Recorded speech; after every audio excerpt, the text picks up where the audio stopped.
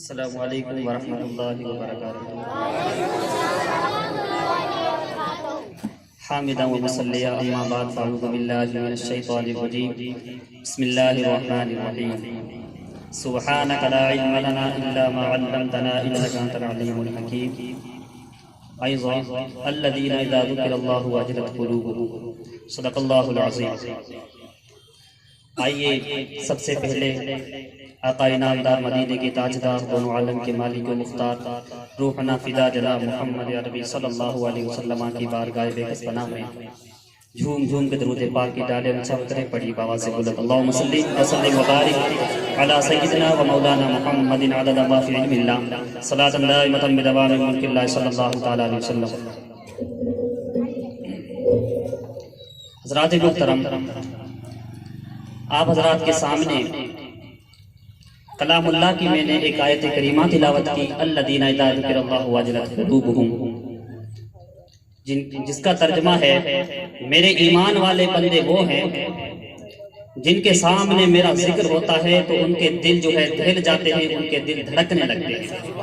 یہ ہے اہل ایمان، یعنی کہ ایمان والوں کی نشانی۔ اور بے ایمان کی نشانی اللہ تبارک و تعالیٰ فرماتا ہے انہم کانوا لا یرجون حسابا، جہنمی مسلسل جہنم کے کام کرتا رہتا ہے، اس کے خواب و خیال میں بھی نہیں ہوتا کہ مجھے حساب دینا ہے۔ آج مجھے بتلائیے کہ جب ہم اللہ تبارک و تعالیٰ کی نعمتوں کو کھا رہے ہوتے ہیں تو کیا ہمیں اس بات کا احساس ہوتا ہے کہ مجھے اللہ تبارک و تعالیٰ کی بارگاہ میں حساب دینا ہے؟ ہمیں جو ہے زندگی کی ایک ایک سانس کا جو ہے اس رب قدیر کی بارگاہ میں حساب دینا ہے۔ المیہ اس پر یہ دیکھیے کہ آج ہم بڑی آسانی سے جنت کو اپنا جاگیر سمجھتے ہیں، بڑے سستے داموں میں ہمارے ہاں جنت بکتی ہے۔ کہتے ہیں کہ کوئی ایک بار سبحان اللہ کہہ دیتا ہے تو اس کے نام کا ایک جنت میں محل تیار ہو جاتا ہے۔ ہاں یہ تمام ذکر کی فضیلتیں اپنی جگہ ہیں، اسے کوئی انکار نہیں، لیکن یہ تمام ذکر کی فضیلتیں ان کے لیے ہیں جن کا دنیا میں ایک فرض بھی قضا نہیں۔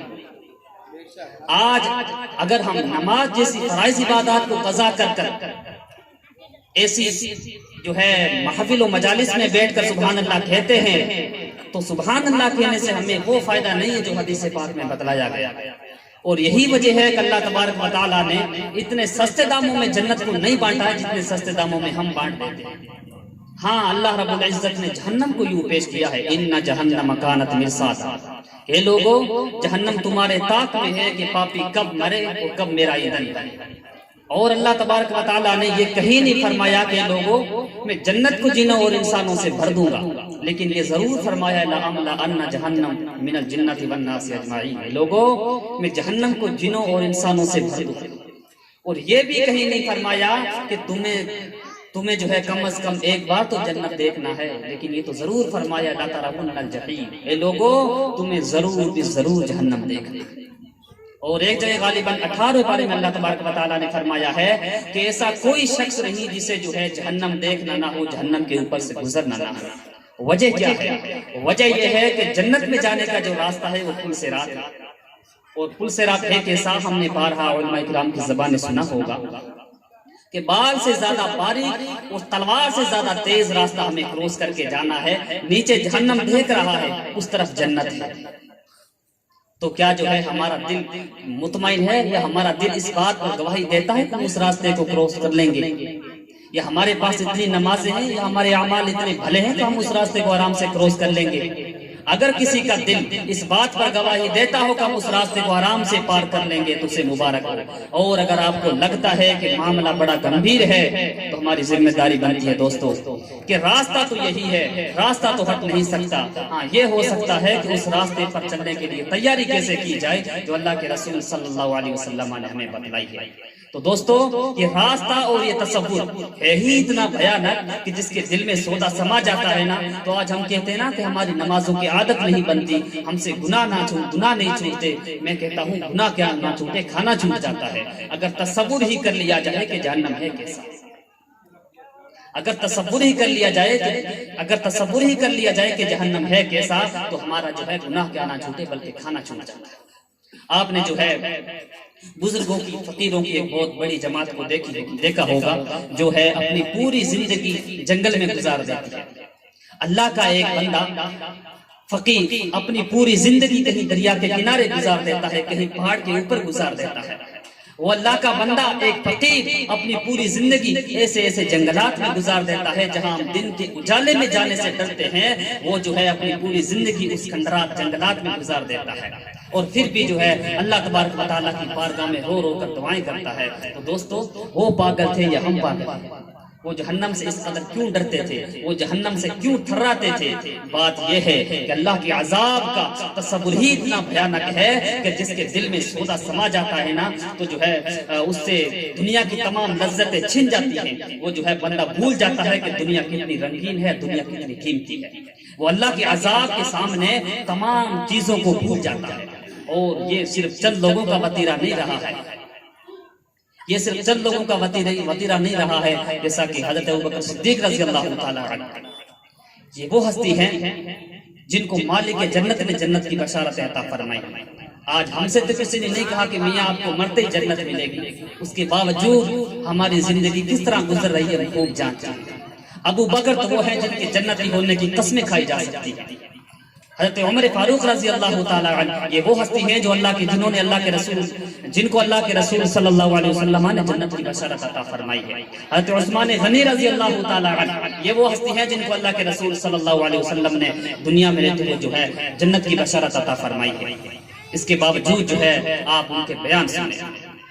حضرت ابوبکر صدیق رضی اللہ تعالیٰ عنہ تمنا کرتے ہیں، کاش کیا ہی اچھا ہوتا میں کسی نیک مومن کہ جو ہے سینے کا بال ہوتا تاکہ ٹوٹ کر گر جاتا اور مجھے رب کی بارگاہ میں حساب نہ دینا پڑتا۔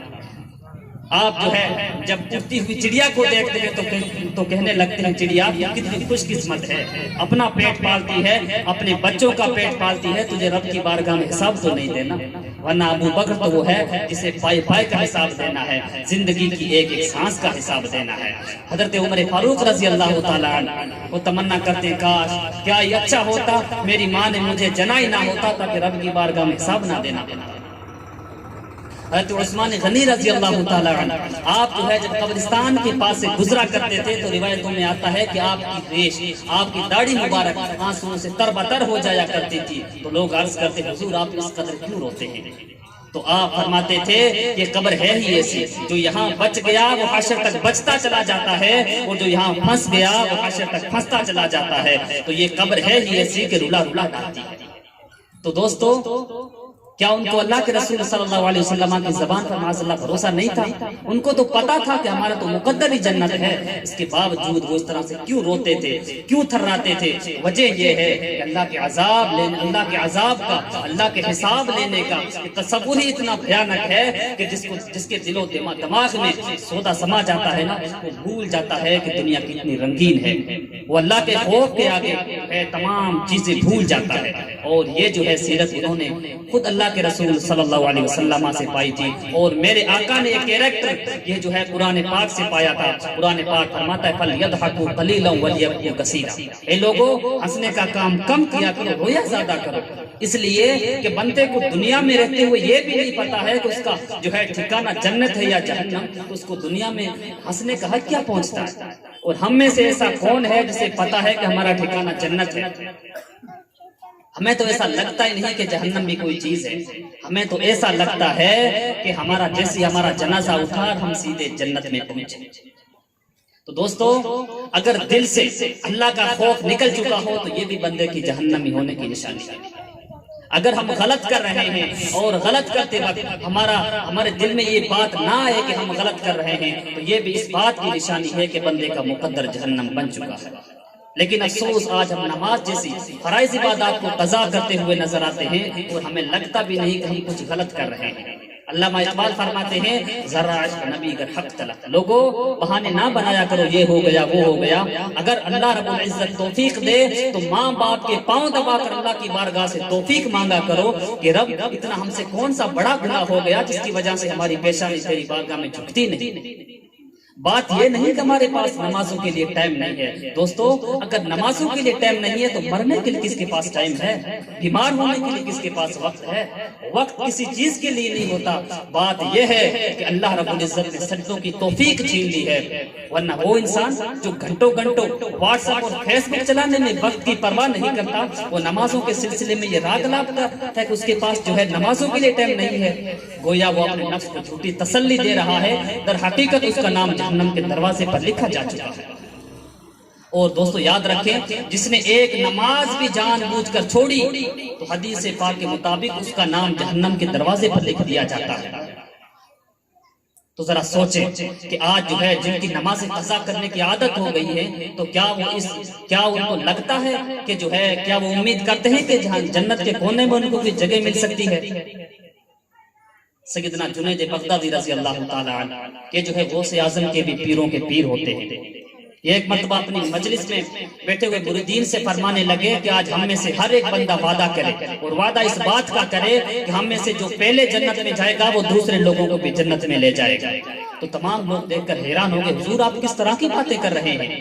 ہمارا تو پورا بھروسہ آپ پر ہے کہ ہمیں آپ کے صدقے جنت ملے گی، اور آپ کیسی باتیں کر رہے ہیں؟ تو آپ نے جلال میں آ کر کہا، اے لوگوں، کیا تم نے جنت کو کوئی کھلونا سمجھ رکھا ہے؟ جتنی آسانی سے ہم یہاں بیٹھ کر باتیں کر لیتے ہیں اتنی آسانی سے جنت میں انٹری ہوتی نہیں ہے، اتنی آسانی سے جنت میں داخلہ نہیں ملتا ہے۔ یہ کن کے قول ہیں؟ یہ ان ہستی کے قول ہیں جو غوث اعظم کے بھی پیروں کے پیر ہوتے ہیں، تو یا اللہ کہہ کر دریا کے پانی پر قدم رکھتے ہیں تو دریا کا پانی جم کر پتھر بن جاتا ہے۔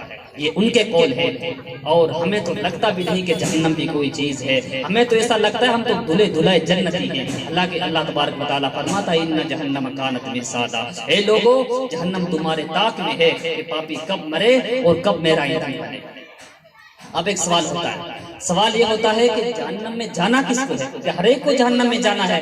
اللہ تعالیٰ فرماتا ہے للطاغین مآب، جس نے ذرہ برابر بھی رب کی نافرمانی کی، یعنی جو کرنا چاہیے تھا وہ نہیں کیا، اور نہیں کرنا چاہیے تھے وہ جو نہیں کرنا چاہیے تھا وہ کیا، بس جہنم اسی کا ٹھکانہ ہے۔ اور بات یہاں ختم نہیں ہو جاتی کہ صرف جہنم میں جانا ہے، اللہ تعالیٰ فرماتا ہے آگے لابسین فیہا احقابا، جہنم میں جانے کے بعد مدتوں تک جلنا پڑے گا۔ اب جلنا کتنی دیر ہے؟ تو بات یہ نہیں کہ جلنا کتنی دیر ہے، بات یہ ہے کہ جہنم کا عذاب ہے کیسا۔ بلا تمثیل جہنم کا عذاب ایسا نہیں ہے جو ہمارے دل و دماغ میں سمایا ہوا ہے۔ جہنم کا عذاب اگر کسی کو ایک لمحے بھر کے لیے بھی دے دیا جائے تو اس کو ایسا لگتا ہے کہ میں پوری زندگی جہنم کا ایندھن بنا رہا ہوں۔ لیکن اب جہنم میں جانے کے بعد جو ہے گرمی اور لپٹ جب ہوگی تو بندے کو گرمی لگے گی۔ اب گرمی کی بنیاد پر بندے کا تقاضا یہ ہوتا ہے، فطرت یہ ہوتی ہے کہ بندے کو پانی کی ضرورت ہے اور کھانے کی بھی ضرورت ہے، پانی ہونا چاہیے، اور بندہ چاہتا ہے کہ پانی بھی ٹھنڈا ہونا چاہیے۔ تو اب جو ہے جہنمی کو کھانے پینے کے لیے کیا دیا جائے گا؟ اللہ تبارک و تعالیٰ فرماتا ہے ان شجرۃ الزقوم طعام الاسیم کالمہل یغلی فی البطون، جہنمی کو جو کھانے کے لیے دیا جائے گا وہ زقوم درخت دیا جائے گا۔ زقوم یہ جہنم کا ایسا درخت ہے جس کے چاروں طرف کانٹے ہی کانٹے ہیں اور اندر 100% زہر بھرا ہوا ہے۔ اب اس کانٹے دار درخت کو سب سے پہلے جو ہے منہ میں لینا مشکل ہے، لیکن کیا کریں، بھوک میں اتنی کڑاکے کی اتنی شدت کی ہوگی کہ نہ چاہتے ہوئے بھی جو ہے اسے منہ میں لینا پڑے گا۔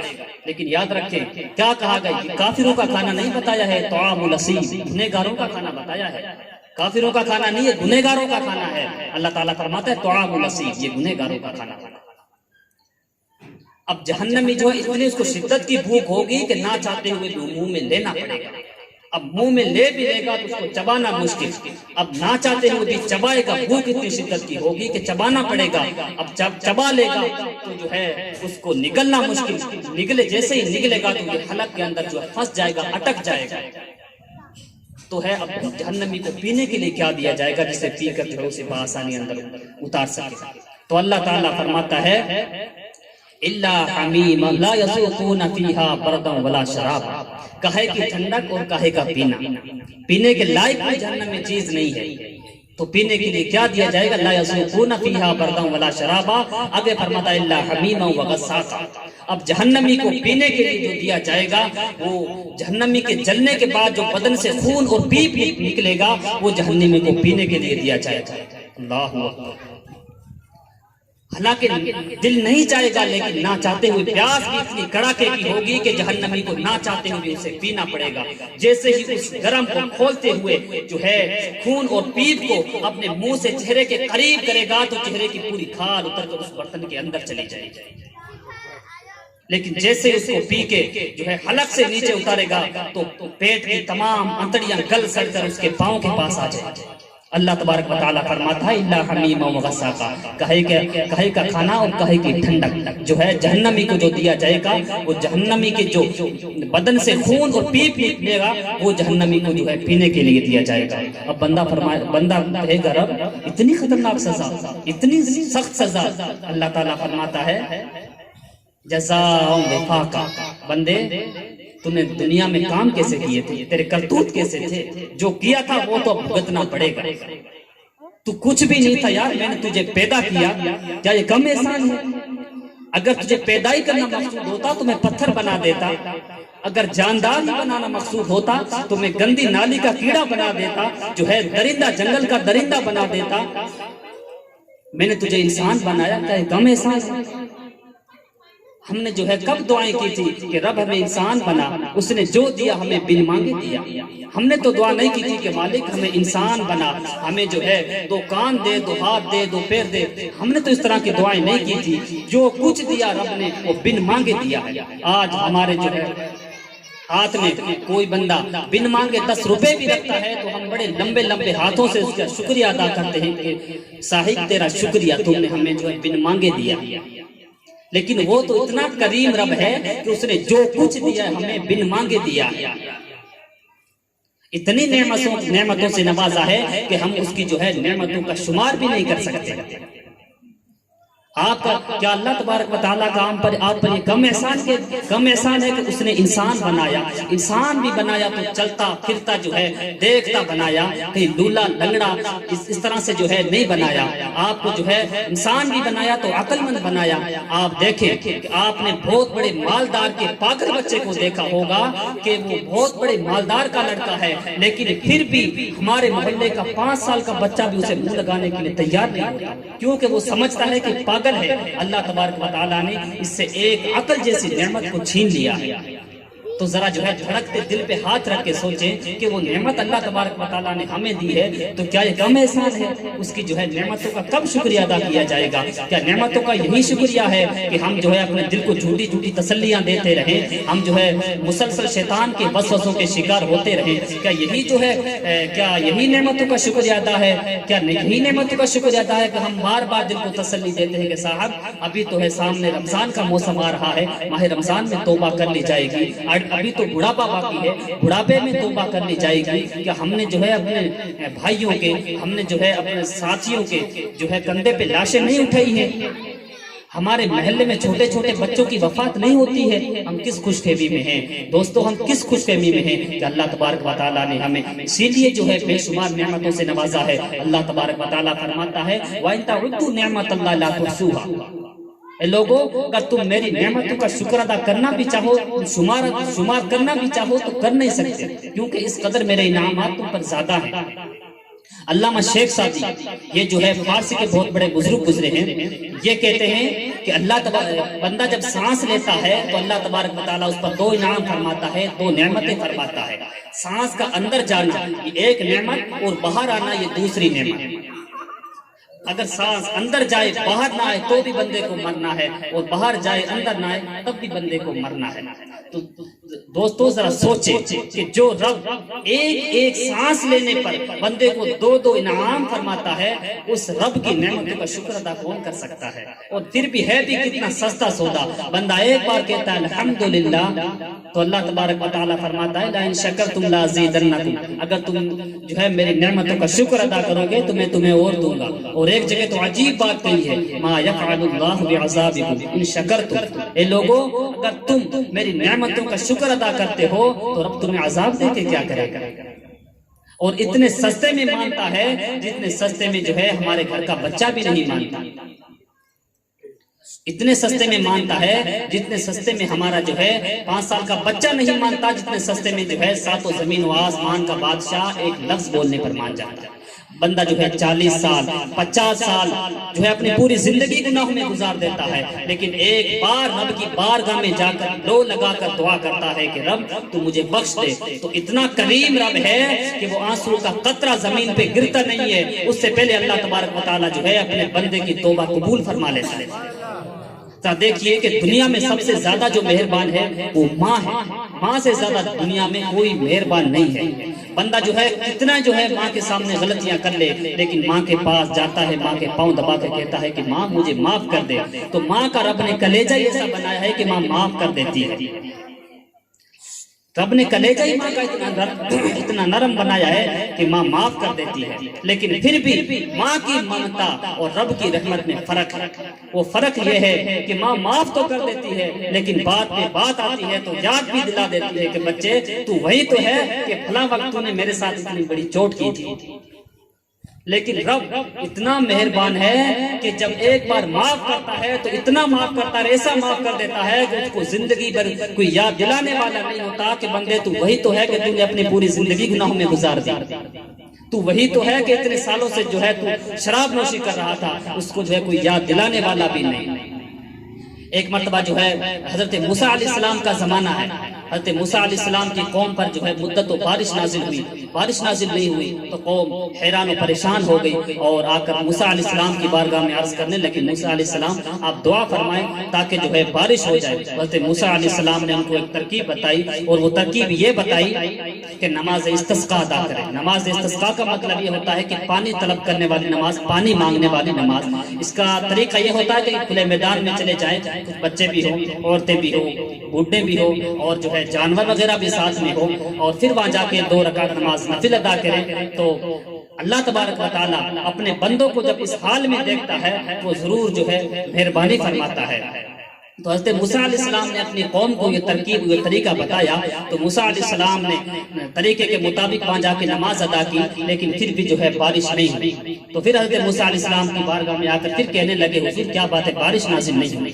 حضرت موسیٰ علیہ السلام نے اللہ تبارک و تعالیٰ کی بارگاہ میں عرض کی اے اللہ جو ہے نماز استسقاء بھی ادا کر لی گئی پھر بھی بارش نہیں ہوئی، وجہ کیا ہے؟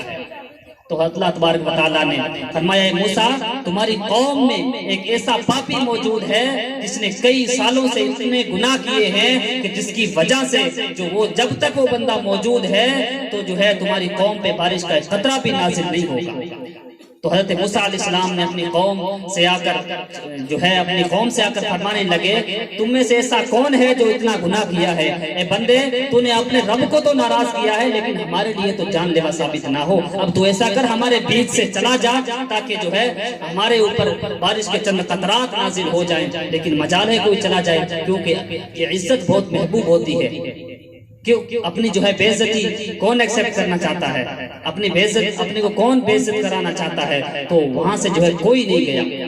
تو پھر اللہ تبارک و تعالیٰ سے جو ہے اللہ تبارک تھوڑی دیر کے بعد جو ہے بارش نازل ہونے لگی اور وہ بھی اتنی موسلادھار بارش ہوئی کہ تمام لوگوں کی ضرورتیں پوری ہو گئی۔ تو پھر جو ہے موسیٰ علیہ السلام نے جو اللہ کی بارگاہ میں عرض کی کہ پروردگارا ہم سے تو یہاں کوئی گیا ہی نہیں ہے، اس قوم سے تو کوئی بندہ بھی اٹھ کر نہیں گیا، لیکن یہ بارش کے قطرات کیسے، یہ بارش کیسے ہو گئی؟ تو اللہ تبارک و تعالیٰ فرماتا ہے کہ اے موسیٰ علیہ السلام جو تمہاری قوم میں جو پاپی موجود تھا جس کی وجہ سے ابھی تک بارش نہیں ہو رہی تھی جو ہے اسی کی وجہ سے ہو رہی ہے، کیونکہ اس نے جو ہے دل ہی دل میں تمنا کی ہے اور دل ہی دل میں توبہ کی ہے کہ انشاءاللہ تبارک و تعالیٰ اگر آج میری توبہ قبول ہو گئی تو میں آج کے بعد کبھی بھی گناہ نہیں کروں گا۔ تو میں نے جو ہے اس کی توبہ کو قبول فرما لیا ہے اور جس کی وجہ سے ابھی تک بارش نہیں ہو رہی تھی اب اسی کی وجہ سے بارش ہو رہی ہے۔ تو حضرت موسیٰ علیہ السلام عرض کرنے لگے اے پروردگارا ہمیں بتا تو صحیح وہ کون بندہ تھا؟ تو اللہ تبارک و تعالیٰ نے فرمایا اے موسیٰ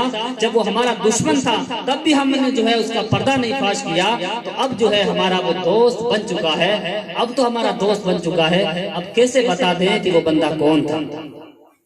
تو دوستو جو میں نے بیان کیا اللہ تبارک و تعالیٰ سب سے پہلے مجھے اور اس کے بعد آپ کو عمل کرنے کی توفیق اور رفیق عطا فرمائے۔ استغفر اللہ ربی من کل ذنب و اتوب الیہ۔ خوب کی سیر چمن پھول چونے شاد رہے، جاتا ہوں میں باغ باں